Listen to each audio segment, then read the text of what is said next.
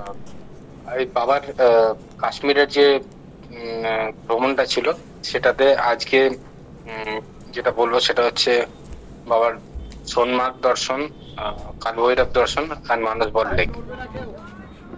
তো সোনমার্গে বাবার সঙ্গে আমরা গিয়েছিলাম। বাবার খুব ইচ্ছে ছিল যে ওই ইয়েতে উঠবে, আমাদের কেবল ট্রেন, কেবল কারে। কিন্তু কেবল কারে অ্যাকচুয়াল কি হচ্ছে, প্রবলেমটা হলো যে অনেক চেষ্টা করা হলো, কিন্তু আহ, ওখানের যে মানে বয়স লিমিট ছিল, সেই লিমিটটা অনেক মানে 74-75 পর্যন্ত অ্যালাউ করে। তো লাস্ট পর্যন্ত আমরা ট্রাই করে দেখলাম, যেটা হলো না। যাই হোক, বাবা যাদেরকে দর্শন দেওয়ার ছিল, এগুলো সব বাবার লীলা থাকে।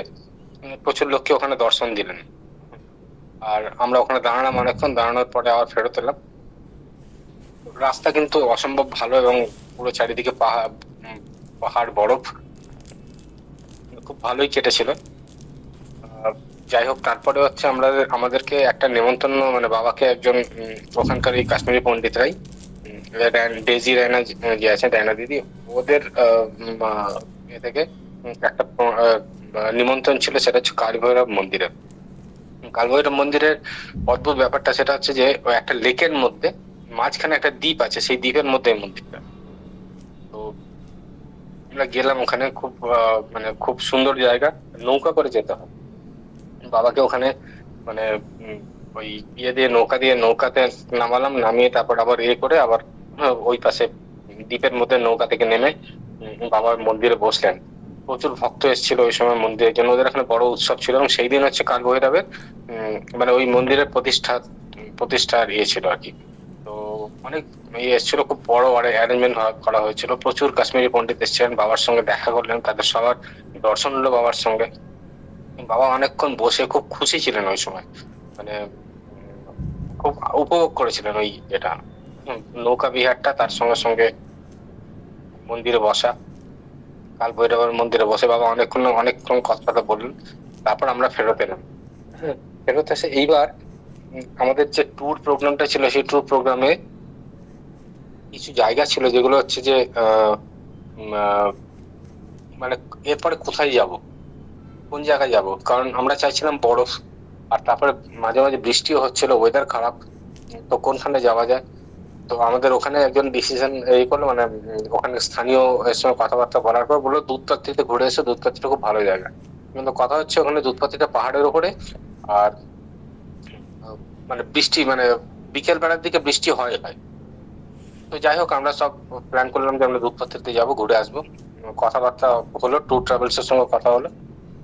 তো দুধপাত্রিতে একটা অদ্ভুত ঘটনা ঘটলো। সেটা হচ্ছে যে আমরা সব গাড়িতে করে যখন পৌঁছলাম ওপরে, তখন তখন বৃষ্টি শুরু হয়েছে। রাস্তা অসম্ভব সুন্দর রাস্তা, মাঝে মাঝে মেঘ কেটে যাচ্ছে। তো একদম মানে যখন আকাশ পরিষ্কার হচ্ছে, তখন চারিদিকে যেন সাদা বরফে ঢাকা পাহাড় চূড়াগুলো। রাস্তাটা একদম মনে হচ্ছে যেন ছবি দিয়ে আঁকা, তুলি দিয়ে আঁকা। আর তারপরে উপরে যখন পৌঁছালাম, তখন বৃষ্টি শুরু হলো। এবং মানে বৃষ্টি শুরু হওয়া মানে তখন আর কিছু করার নেই, শিলা বৃষ্টির মতো পড়তে শুরু হলো। তো বাবা তখন কি হলো, বাবার যে গাড়িটা ছিল সেইখানে বাবা নেমে, বাবা মাঝে মাঝে তো বাথরুমে যান, টয়লেট করেন। তো টয়লেট করতে ব্যাস গাড়ির পাশে এ করেছেন, এবং হিরামন পাশে ছাতা ধরে দাঁড়িয়ে আছে। তখন সেই বাবার যে হিরামন হঠাৎ করে আমাকে এসে বলছে, দাদা আজকে একটা অদ্ভুত জিনিস দেখলাম। কি হলো, বাবা আহ, ইয়ে করছেন, টয়লেট করছেন, আর তার সঙ্গে হাত দিয়ে কাকে ওপরের দিকে দেখাচ্ছেন। মানে কাকে বলছেন যার দাঁড়াতে, কাকে বলছেন এরকম ভাবে দাঁড়াতে। এবং সেই ঘটনাটা নিরঞ্জনের কাছে শুনেছিলাম, যেটা হচ্ছে আমাদের বাবার ইয়ের সময়, আহ, বেনারসে কোভিড সময়। তো আমি বললাম, এরকম ভাবে বাবা দেখাচ্ছেন। মনের মধ্যে চিন্তা হলো। তারপরে আমি বললাম, তাহলে নিশ্চয়ই বাবা কোনো আমাদেরকে এ করছেন, মানে কোনো প্রবলেম আছে, সেগুলো কাটানোর জন্য বাবা ব্যবস্থা করছেন আর কি। এবং তারপরে তার পরের দিনই যে ঘটনাটা ঘটলো, সেটা হচ্ছে যে আহ, বাবার গাড়ির সামনে একখানা বাইক হঠাৎ করে এসে গেল। ব্রেক মারা হলো, মানে খুব জোরে বেঁচেছিল ওইখানে।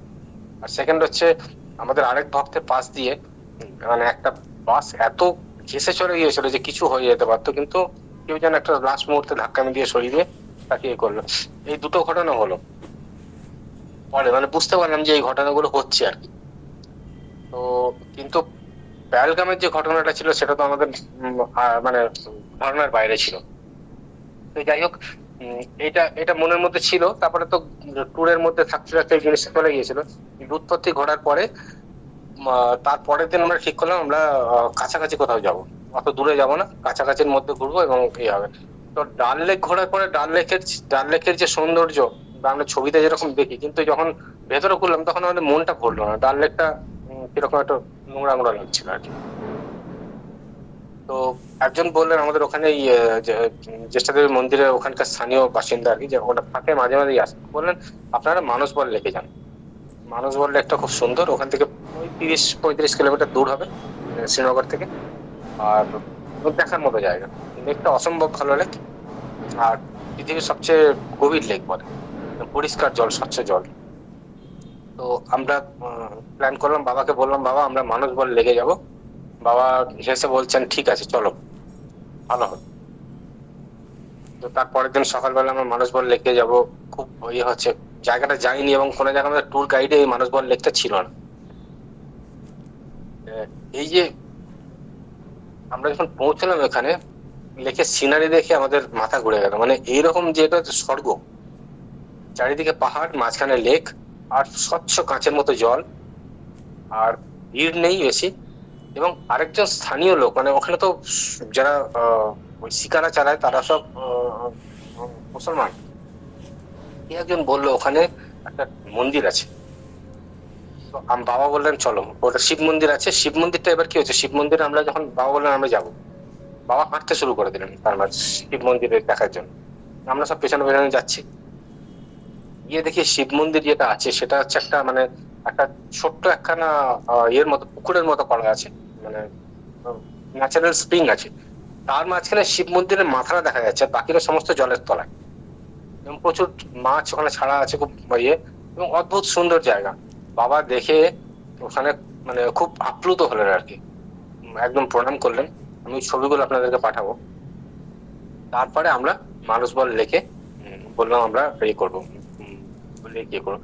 বাবা যে ওই শিকারা যে মানস বল লেকে আমাদের যে এক্সপিরিয়েন্স ছিল সেটা মানে আমরা জীবনে ভুলবো না। এইরকম একটা ইয়ে পরিষ্কার পরিচ্ছন্ন লেক। আর আমরা পাঁচটা না ছটা নৌকো, আমরা ছটা শিকার একসঙ্গে যাচ্ছে। বাবা একটাতে বসে আছে না, আমরা সবাই ভক্তরা বিভিন্ন শিকারাতে বসে আছে। এত সুন্দর একখানা পরিবেশ ছিল, চারিদিকে শান্ত আর ঠান্ডা হাওয়া,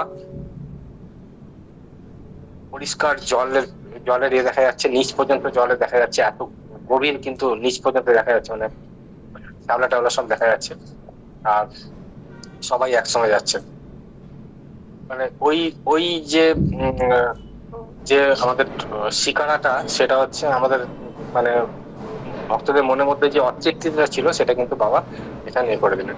এবং বাবা এখানে নিজেও একটু বাবাকে বলা হলো বাবা আপনি একটু মানে আমাদের তো একটা জীবন নৌকা, আমরা ভাবছিলাম যেটা জীবন নৌকা, বাবা আমাদেরকে পার করছেন কান্ডারি।